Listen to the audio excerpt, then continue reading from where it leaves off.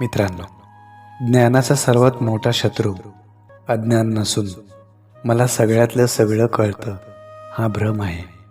बनावट, सजावट आणि दिखावट यामुळेच माणसांच्या विचारामध्ये गिरावट आलेली आहे.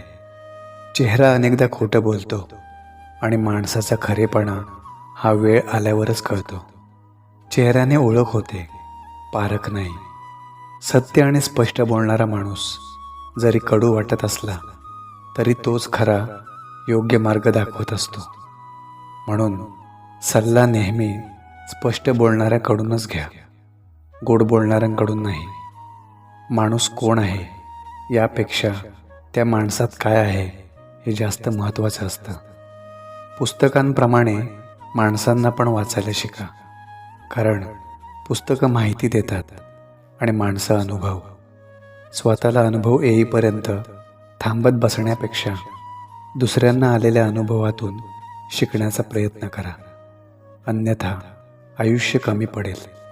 जो व्यक्ती अनुभवातून शिकतो तो जीवनात नेहमी सावधपणे पावले उचलतो.